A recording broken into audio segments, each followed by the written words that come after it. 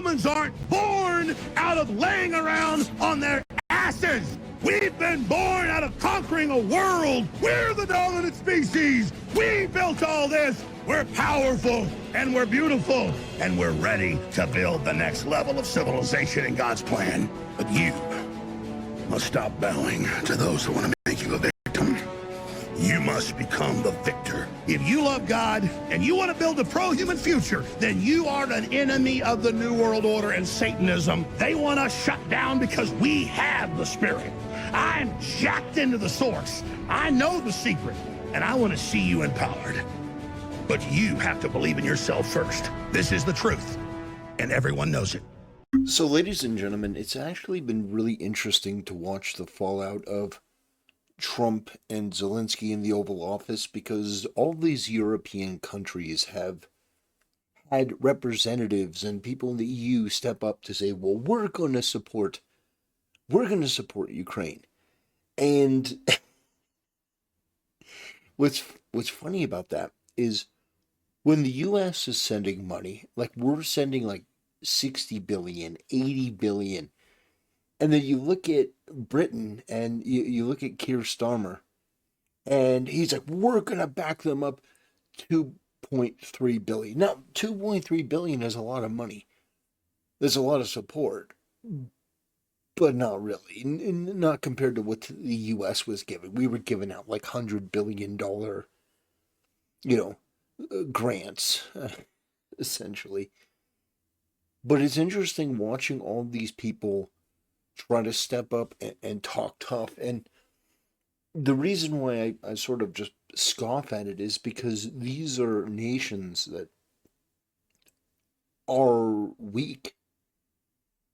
These are nations that don't really have the military or financial might to do the things that they're claiming to do, which is why they give these bravado statements, and then afterwards they mention the U.S. Like like Keir Starmer, like in this clip that we're about to see, he goes, we're dedicated to putting boots on the ground and jets in the air, supporting Ukraine. If the U.S. it's sort of like that little bit at the end, like they want to pump their chest, they want to pound their chest, they want to say we're helping, but they know that they don't have the military and they don't have the finances to pull this off. They're all grandstanding. And in the meantime, people's lives are being lost so that these people can, get an ad for their next campaign. It's really quite repugnant. It's transparent to me. Maybe it's just because I'm an American. But I look at all these other countries and it's just so obvious how much better we are than they are. I'm only half kidding. My point is not that we're so much better than them. My point is that these people, they want to do what's in their best interest politically. They want to seem like they're the tough guy in the room, but they're all bark and no bite. That's the way that I see it. None of these people really mean what they say. They're all looking for, attaboys. They're looking for backpats. They're looking for, people to look at them favorably, or all sorts of favors and stuff. But at the end of the day, the only person who actually has the power to follow through, the only person who actually has the ability to back up what they say is Donald Trump. And Donald Trump doesn't support what these people are doing. Donald Trump is trying to sue for peace. So without further ado, let's watch this video from Asmongold. I think this is really interesting.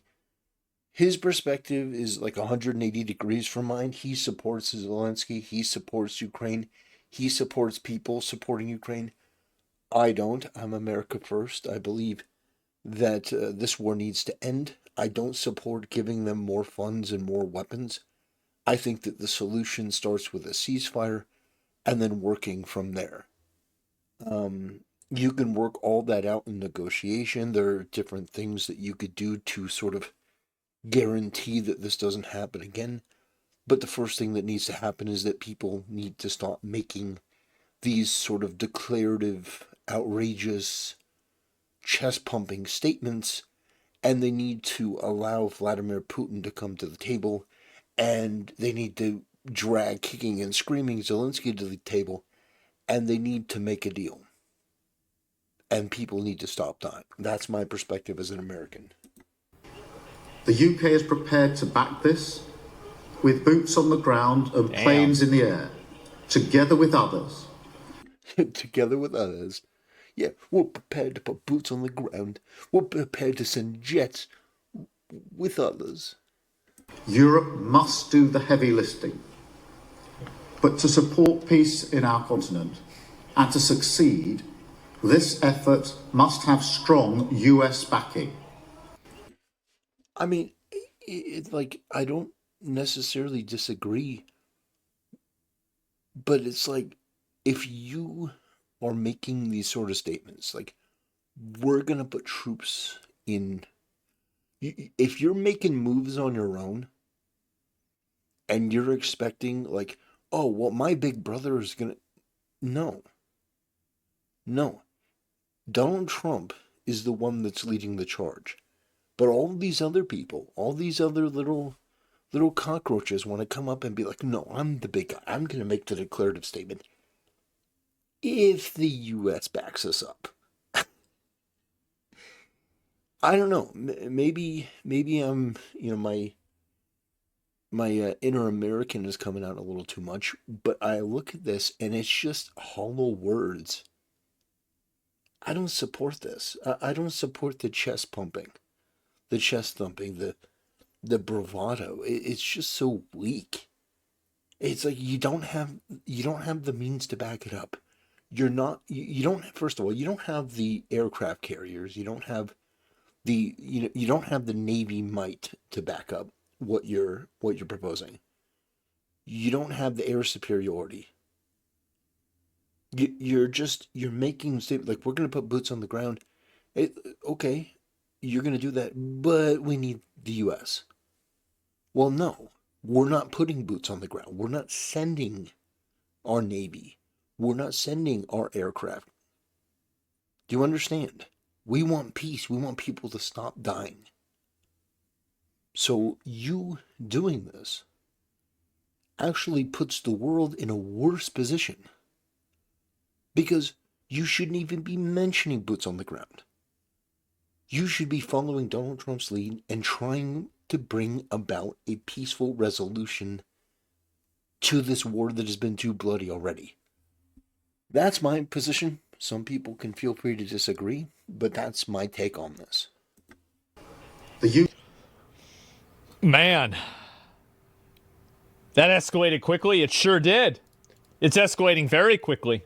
Things are going fast. Okay, let's see. So the UK gave $1.9 billion in missiles. Escalating very quickly. Things are going fast. We had a very good and frank discussion. Basically, we've discussed everything that is around peace and strength. And of course, security guarantees are of utmost importance for Ukraine, but we need comprehensive security guarantees. This includes that we have to put Ukraine in a position of strength, that it has the means to fortify and protect itself from the economic survival to the military resilience. It's basically turning Ukraine into a steel porcupine that is indigestible for potential invaders. Therefore the focus is not only on the military supply, but also, for example, securing the energy system and making sure that over time this is a strong and resilient country. The second element I brought to the table is that we urgently have to rearm Europe. And for that, I will present a comprehensive plan how to rearm Europe on the 6th of March, when we have our European Council to the leaders. At what level of spending should individual countries make to defence? One thing is very sure, we have to have a surge in defence. We really have to step up massive the defence expenditure. I don't speak British, so I don't really know what he said. But he was asking what sort of increase in the GDP basically are we gonna see in these countries to compensate for this increase in, rearming and military? That's what he's asking. I think he's asking something.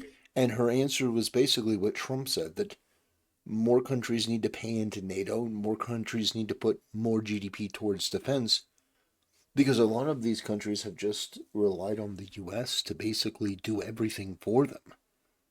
It's like, you look at Canada, these mother Canuckers, these maple syrup sucking candy ass bitches, these freaks have put basically nothing into defense because we do it for them.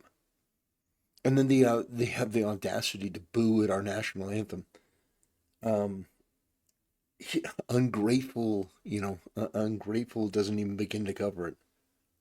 But a lot of these people, they do need to increase. They do need to have their own military. The U.S. shouldn't be the world police.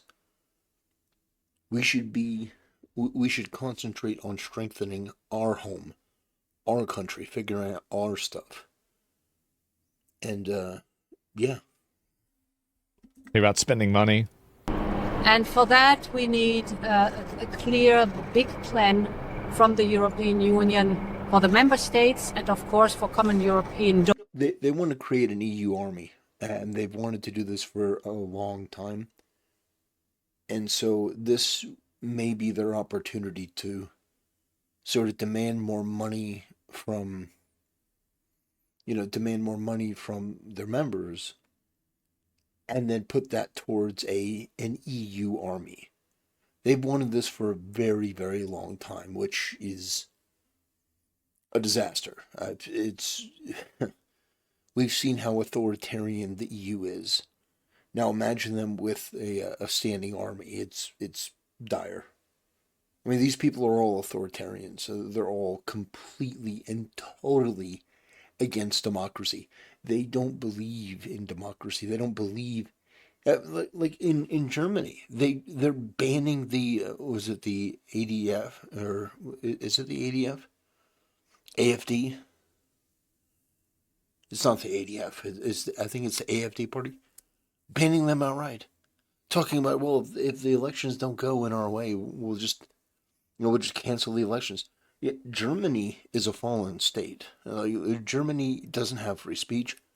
They've given up their ability to protect themselves. Migration is insane. They've allowed these rapists and murderers and criminals, these economic migrants to come in and basically ruin their culture, violate their people. And refuse to do anything about it. I mean, it's absolutely dire what's happened over there. And that would have been our future if not for Trump.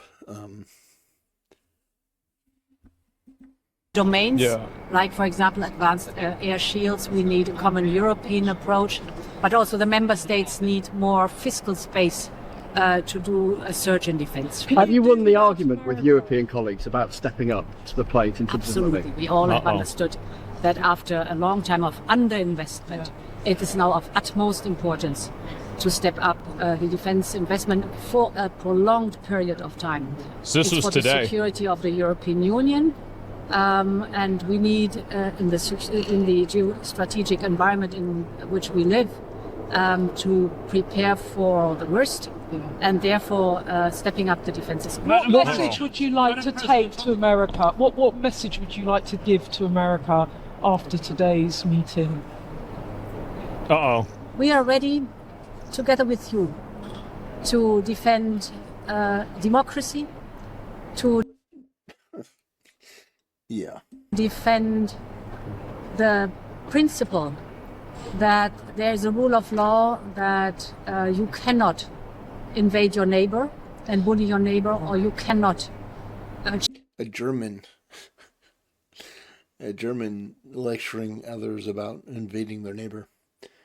I'm just saying it's kind of rich.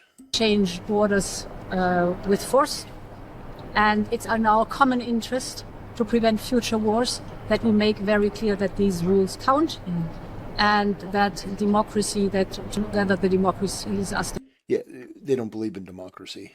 These are authoritarians. These are people that want to centralize power. These are globalists. When they use the word democracy, they literally mean the opposite. So every time they say democracy, what they really mean is the hegemony, the bureaucracy. They don't mean democracy. They mean them voting, like the small cabal of powerful people, them voting on what's best for the world. That's what they mean when they say democracy. They're not talking about you voting for what's right. Because these people have outright said that the AfD is not allowed. Yep, I basically tried to ban a political party because they got too popular. Democracy, right? Standing up for that. The possibility is, of course, that we have the wider Europe approach. So today we had the Norwegians, the Turks. Of course, we were hosted here by the UK. Who elected her? I don't know. Canada was also there. So the wider concept of Europe stepping up. No one? And what does that mean in terms of numbers of soldiers on the ground? How many European soldiers on the ground? United States. Dozen. We stand up for the common interest. Thank you. I hate when politicians do that. It's like either address the question, don't just talk right through it and then disengage. Like, be transparent, answer the question, at the very least. It's a reasonable question. Now, if it were like a gotcha or something, I would understand, but it's like these people are the worst. Yep, couple dozen. EU Parliament? Okay, I get it. Yep, there you go. And, wow. And the EU delegations? It's so hypocritical. They're talking about defending democracy when they're banning political parties on the right side. True. Yeah, I'll be honest. Like, anybody trying to make an advocacy for democracy when at the same time they're censoring speech. True. I'm just not really getting that. I'm not really hearing it. Nope. It's delusional. Yeah, they're banning people for speech, put people in jail for speech. Yep. Good and frank discussion. Bigger things to fry here. That's fine. I mean, like, I've been on the favor of that before, but like, I'm still not going to go and listen to fucking somebody talk about democracy. You want to use an argument against me, and you got to tell me that I have to agree with your bad argument just because it's for the greater good. Fuck that. No, I'm not going to go and say the sky is green or purple because there's some greater good. Fuck that. No. True. Base. Okay. This is a longer one. We will keep the military aid flowing and keep increasing the economic pressure on Russia to strengthen Ukraine now. Second, the economic sanctions against Russia do not work. They have not worked. It's like these people want to continue the war, it seems, for whatever reason. Because they just want to continue doing the same failed things that they've done for 4 years under Biden. Like, I know that the war isn't 4 years old, but my point is, under Biden, they have this philosophy of pounding their chest and we're going to continue the funding. Everything that you've tried hasn't worked. So maybe, now that the U.S. has a competent leader, for a change, maybe it would be Hugh of you to watch what he does and try to attempt an actual lasting peace that can benefit the world. we agreed that any lasting peace must ensure Ukraine's sovereignty and security, and Ukraine must be at the table. Third, in the event of a peace deal, we will keep boosting Ukraine's own defensive capabilities to deter any future invasion. Nope. Fourth, we will go further to develop a coalition of the willing to defend a deal in Ukraine and to guarantee the peace. Not every nation will feel able to contribute, but that can't mean that we sit back. Instead, those willing will intensify planning now with real urgency. The UK is prepared to back this with boots on the ground and planes in the air. That's what we saw together before. with others. Europe must do the heavy lifting. So people are talking about World War III now. But to support peace in our continent and to succeed, this effort must have strong US backing. We're working with the US on this point after my meeting with President Trump last week.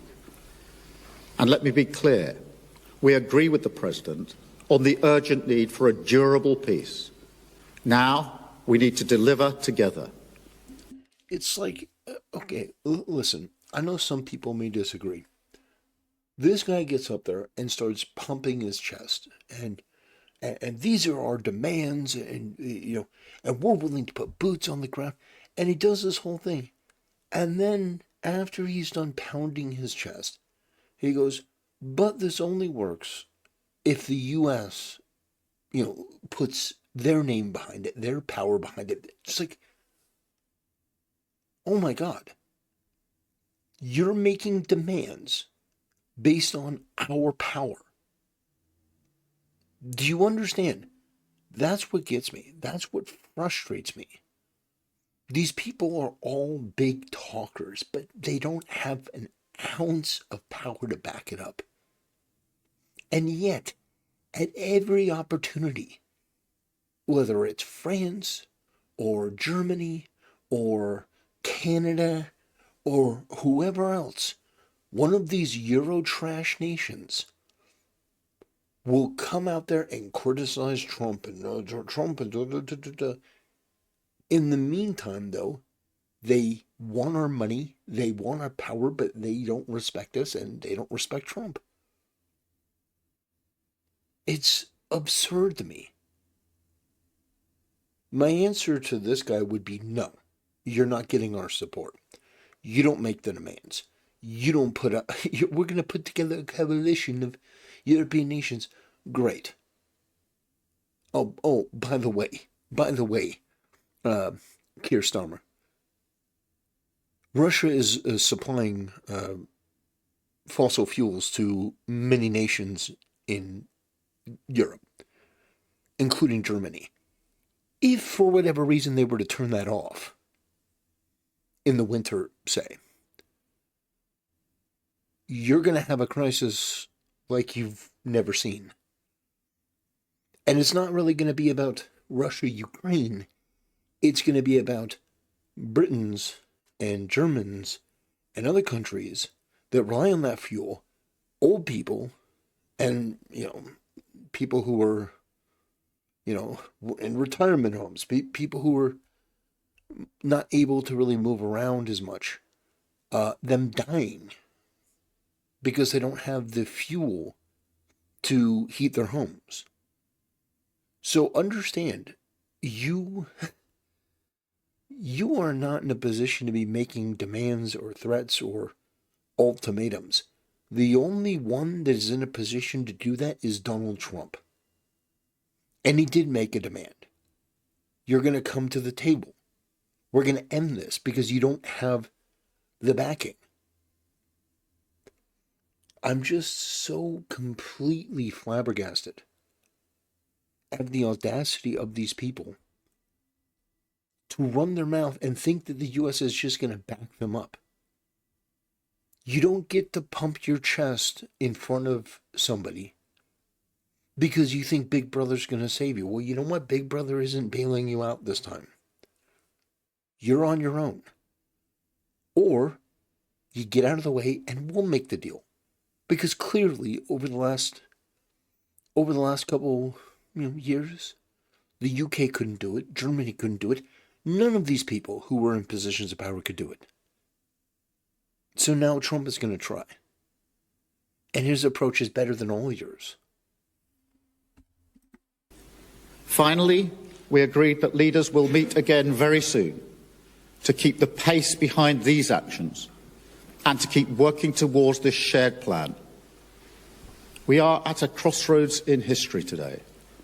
This is not a moment for more talk. It's time to act, time to step up and lead, and to unite around a new plan for a just and enduring peace. Well, thank you. We'll see what happens, right? France is discussing about sharing nuclear capabilities with UK to remove dependence on the US to strengthen our alliance. Yeah, maybe that'd be a better idea. UK, France, all the other big countries are broken. The EU except Germany, which is on the brink of financial collapse. So understand, yeah,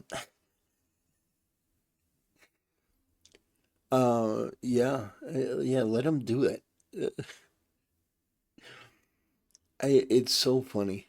It's so funny to me watching these people trying to find ways to axe out the U.S. It's fascinating to me.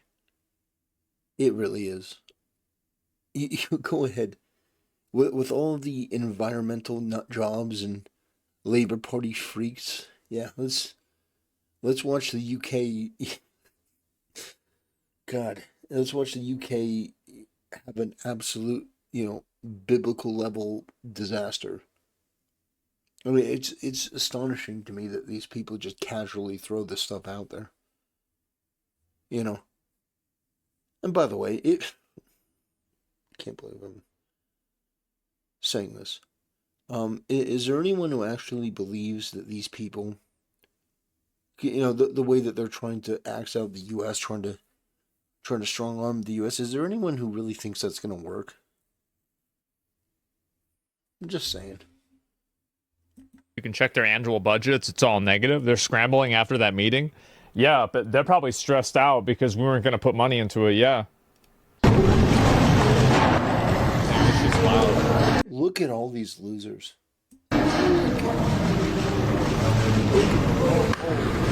In solidarity, Donald Trump and the U.S. budget is more than all of these people have to put in combined. It is outrageous and ridiculous that these people, we're going to have we're going to make demands of Putin. I've just had enough of this.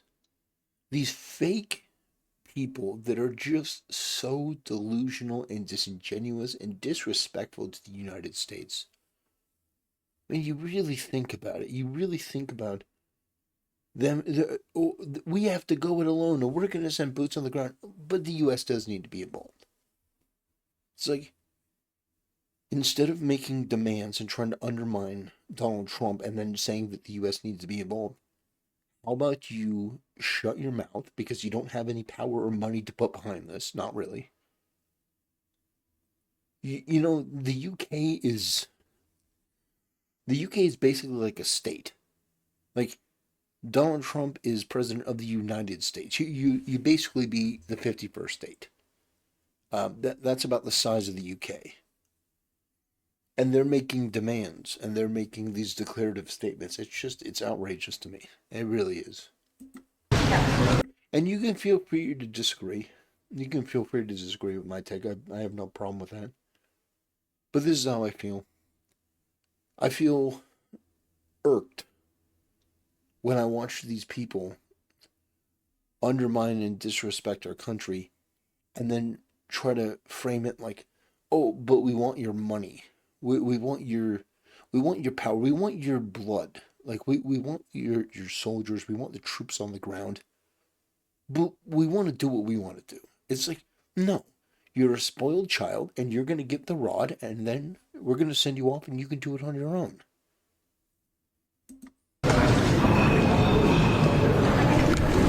There he is. Thank you.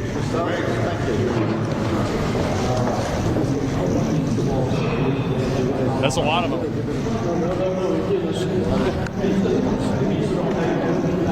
He is short. I mean, it's fair to say he definitely is short. Let's see if there's any more of this. Yeah, here it is. Prime Minister Starmer said specifically it will mean UK boots on the ground and planes in the air. From your answer, I am taking that will not mean Canadian boots on the ground. Is that, just to finish, is that the case, or are you considering Canadian boots on the ground in the form of peacekeepers down the road? Every step of the way, Canada has looked at the ways it can best help. And as I've said a few I thought this guy was going to resign. Days ago, everything's on the table. We know that the Canadian military has ways that it can contribute. We're not going to get ahead of the discussions on how to keep a peace that isn't yet in place. Yeah, the underfunded Canadian military is going to do something in an overseas operation. Oh yeah, I'm sure there'll be a big help. But Canada will be there and is open to doing what is necessary, but those will be decisions taken in the coming years by Canadians and their government. I wonder how big like the Canadian military really is, because like if I look at, where is this military spending by country, and I look at this, Canada, I mean, like, is that Russia? And so you start to see where my frustration and my incredulity comes from. This chart, you look at Canada. You look at these countries. You look at the United Kingdom. And they're all talking big. But the United Kingdom is close, but it's like France, Germany, Ukraine, Canada. They don't even match Russia's military budget. And I mean, the United States, I mean, come on. Like, we're the biggest dog in the yard. It's not even close. Is that $86 billion, right? I mean, that's a lot. And the U.S. spends almost $1 trillion. Yeah. So Canada's 600, 700K. Yeah, we protect them all. Yeah, I feel like that's kind of what. Yeah, we're look at that. The numbers don't lie, and this is. I know some people will take this video the wrong way. I understand that. I'm prepared for that. I don't care. They're retarded. But we got 39% into defense. We are the power of the world. These other countries are talking about boots on the ground and planes and stuff.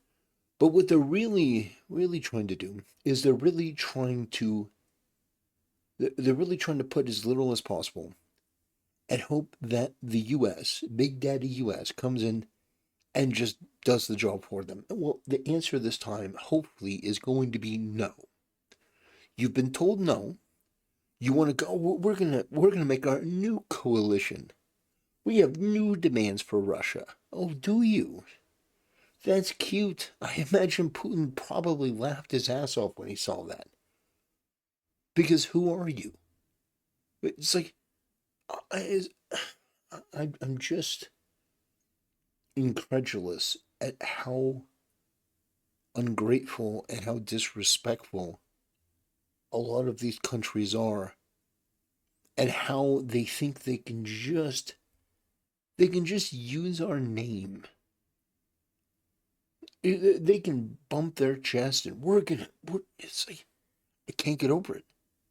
I can't get over how they think that we're going to put our soldiers' lives at risk for a foreign war that was really started by NATO. Yeah, I know some people are going to go crazy. Yeah, the whole war started when NATO was playing around with the idea of Ukraine joining, which for Russia would be absolutely not. And so they invaded it. So Russia is bad. But these other people, they are instigators. There's no question about that. And so now Trump has to be the adult in the room, but all these kids want to be like, but I'm the tough one. It's like, come on. What happens is the U.S. spends a lot of money and we protect other people too. Yeah. It's very small for the size of the country. Iceland could invade Canada. Damn, that would suck. That'd be nuts, yeah. Do you feel like the popular sentiment in our generation is that we just want to stay out of it? Yeah, no, I think that the sentiment that a lot of young men and like young people have nowadays is that they don't want to spend their tax money on bullshit that's happening on the other side of the world. True. I think that's true with Israel. I think it's true with Ukraine. 100%. I think it's true in general. Yeah. And that's actually the end of it. Yeah. They don't care about geopolitical ramifications. They don't care about the, like second order effects of this. These are people who can't afford food, they can't afford rent, and they feel like they can't afford basic human dignity. So why the fuck are they going to care about what land Russia has when they can't even have land to live on? That's the truth. That's really where people are at. Well, I don't necessarily think it's only, well, it's definitely not only people like that. I agree with the first part, but it's also people like myself, who is a business owner, who looks at this and says, we have no business being in any part of this when we have stuff to do at home. I'm America first, which means Americans first. I want to help our citizens. I want to put money towards our people. That's what I want to do. I look at this foreign war with this dictator Zelenskyy and this dictator Putin and them having a land dispute, and I look at that and go, that is not any of our business. It really isn't. And by us getting involved, by the way, we're the ones that exasperated it. Not us specifically, but NATO. Because Russia and Ukraine had a deal, and then what's his name? Boris Johnson went to cancel it. Look it up. Boris Johnson went to kill that deal between Russia and Ukraine. So I don't have any love for Zelenskyy or Putin. I just want the war to end because I want people to stop dying. And I want our money to not go to that anymore, or our military to have to be entangled with that. I don't want World War III. And these people are flirting with it. And the thing is, they don't have the military strength to back it up. So they're going to rely, if World War III comes out, they're going to rely on us. They're talking big to get into a fight. And then they're going to be like, oh, please, U.S., come bail us out. And I understand people might say that's the wrong opinion to have. That's the wrong opinion. That's fine. You can tell somebody that. But when somebody doesn't have a house, they're barely able to afford their fucking house, they're just not going to listen to you, right? And that's it. So, yeah, it's nearsighted and dumb. It's not nearsighted and dumb to not want to invest yourself in a foreign conflict. Or, I don't understand that chatter. I imagine they're extremely low IQ. I imagine they're particularly retarded. But there's no way that you can possibly justify a statement like that. How can you expect them to be smart when they can't even afford to live? Really? Why can't? Well, I'd say they're smarter than your chatter. Your chatter is an absolute retard. He's an absolute moron. I trust their judgment and their logic over his. How can you expect that? Like, it's so naive to think like that. It is. People care about their own lives. This is the way that, like, so there's like concentric circles of giving a fuck, right? First, you care about yourself, then you care about your family, then you care about your community, then you care about your country, then you care about the world, right? Like, this is a general thing. Now, it's not always like this, but I think this is a general statement of, like, people's different tier lists. So if you still can't take care of this inner circle, what the fuck are you doing thinking about this? Right. Well, you're not. And so that's the truth. And that's what a lot of people that are around my age, and especially people that are younger, think. No, you can't help others without helping yourself? Yeah, isn't that divided based on a heat map? Oh, that meme? Yeah, I seen that. Would it take a Pearl Harbor for that view to change? I think that if a Pearl Harbor happened, people, like, let's say another 9/11. So let me explain this. That would change if an American citizen were intentionally killed by another country. I'll give you an example. If this mineral rights deal comes to fruition, whether it be through Putin or Zelenskyy, by the way, Putin has basically outreached to Trump and said, hey, if you want rare earth, we have more than anyone.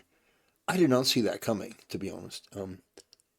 But if we're in Ukraine and our companies are there and we're mining rare earth minerals and stuff, and Russia attacks and kills American citizens, that changes the entire conversation. That changes the entire dynamic. Then we are involved. And that is when I would put my support behind military action. It would be strong, it would be fast, it would be decisive. That's the way I see it. But as of right now, we have stuff to do at home. Haven't happened. I think that people would just want us to bomb whatever country did it, and that's it. Yeah. Just bomb the fuck out of them, and then leave. Yeah. I don't think anybody wants like a long-term continual investment. Right. Like we have all these bombs, we have all these missiles. We don't want to send over 1 million troops and another $1 trillion to fight a long, ongoing war. Yep, drone them, bomb them. Don't think about it, right? Can you run a poll? Yeah, that's what I think that the public would want to see. True. Wipe them out? Yeah, wipe them out. I think that's what, if we had another September 11th, I think that's exactly what the public would want to see. What's this here? Just make them a dependent ally? Well, I don't know. And the social justice words coming from people exceeding that their give a fuck circle and not being ready. Well, that's the problem, right? Is that the give a fuck circle that people have is that everybody patronizes this, but you're not going to be able to guilt somebody who can't afford rent into wanting their tax dollars to go to a bomb that goes on the other side of the world. It's just not going to happen. It's not. As a veteran, this is what I signed up for, and not just let it happen. It's not our fight. Here's the point, though, right? Is like, so you can have that viewpoint, and that's totally okay for you to have that viewpoint. That's okay. But the problem is that it is a democracy, right? People are voting for things. And I think that there are enough people out there that just simply don't want to be involved in these conflicts because they can't afford basic necessities. That's it. And like, if you can't... He keeps harping on this. I think there's a point to it. But my position is not based on... Well, it is based on economics to a degree, but more so it's based on an objection. And I think he's dismissing the people that have a substantive objection. And I think he's doing that because he supports the war in Ukraine. He supports Zelenskyy. So he's trying to come up with a rationale for the other side, saying, well, it must be based on, they can't afford anything, so therefore they don't have a choice. No, I have a choice. I'm just choosing the option where we don't support Ukraine. I want the war to end. I want the fighting to stop, the killing to stop. I support Trump 100% on this. I think his approach has been fine. I think it's been great. He's the only one suing for peace. And by the way, Asman never watched this video, but he was right about Zelenskyy being a dictator. And I'm glad he said it. Can't understand that sentiment, then I think that you have a fundamental understanding of like human behavior. I think you need to understand, like, if you can't figure that out and you can't figure out why people think that way and you just want to like patronize them and tell them they're stupid, why is it either or? Because it literally is. There's a set amount of money and a set amount of resources and a set amount of effort that's possible to be taken. And so every dollar that's spent in one direction is a dollar that's not spent in another direction. Like you can't just infinitely you can infinitely print fiat currency, sure, but you can't infinitely create wealth. It's two very different things. I'm a veterinarian. Oh, I don't know about this. Give me a second, my desk calling. Hello? Hey. Okay. All right, go ahead. One of the things here, when you just showed that graph of the military expenditures. Yeah. notice that it was military expenditures. Where do those expenditures go? They go into the military-industrial complex. And so who do you think controls the government? The companies that are in the military-industrial complex. Yep. Yep. And so, I mean, Dick Cheney was literally the CEO of Halliburton, right? At some point he was, yeah. I believe. I mean, I don't know. I mean, and he was the vice president. Yeah. The guy who shoots his own buddy in the face because he can't. Oh, the shotgun. Yeah, I remember that. Yeah, the quail it, and then he shoots his friend in the face because he has no fucking arms control himself. You know. Okay. For 1 year. Well, no, it's just they wasted money. I mean, I think that's it. I mean, I feel like, yeah, they need to audit the military and see where all this money. $1 million to not non-compete for 1 year. Well, no, it's just they wasted money. I mean, I think that's it. I mean, I feel like, yeah, they need to audit the military and see where all this money is going. I think it's going to some bullshit for sure. Yeah, I mean, this is. I understand that. Elon there, might want to do a little trial run on knocking down some easy targets. His dad's adorable. I just gotta say, his dad's adorable. Like USA before. Yeah. I don't mean that in like a super condescending way. It just, yeah. I love family like that. That'll just call you right up, and I'm glad Asman has a relationship with his dad. He'll just answer the phone and start talking. That's really funny. Goes after the biggies. I mean, if you've got to know from being in the fucking military. You know, I spent 2 years, 7 months, 6 days, and 7 hours in the fucking Army, and I worked directly with the Congress. I know about this, but we've got troops at Reforger, and it's just for the military exercise. And a bit of an old new battle thing, December, January. I think they're just funneling money. That's what I think they're doing. I think they're wasting money. New exclusive reporting about a phone call that happened between President Biden and the Ukrainian president back in June. What do we know about that conversation, Courtney? Yeah, that's right, Kate. So in this conversation, President Biden called President Zelenskyy to tell him about a roughly $1 billion package of additional equipment and weapons for the Ukrainian military coming from the United States. During the course of the call, President Zelenskyy continued, according to a number of officials who we spoke with who are familiar with the call, President Zelenskyy continued to talk about the additional equipment and weapons and support that he and his military needed. According to these officials, they said that President Biden finally just got frustrated and lost his temper and told President Zelenskyy, look, you could be a little bit more grateful.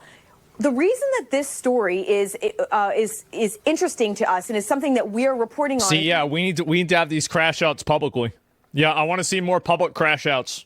And officials were speaking to us about is because it shows that all these months ago, President Biden already realized that there was going to be a point where the American people, members of Congress, where people would start potentially pushing back on all these billions and billions of dollars of aid and equipment that the U.S. has been providing to Ukraine.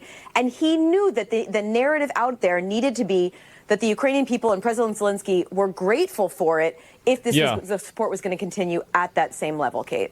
All right. I think that's probably true to an extent. There's a lot less people really support it. Interesting reporting. You can find more on our website. Yeah, anyway. So I wanted to do a reaction to that. I wanted to talk about it. You know, it's a hot button issue. People have their opinions on it. And I find that my opinion on it maybe isn't the most popular, but it is mine. And, yeah, I want to continue to share it, add my voice to the chorus, and I appreciate those of you who stuck around to listen. Anyway, ladies and gentlemen, thanks for watching. I'll see you next time.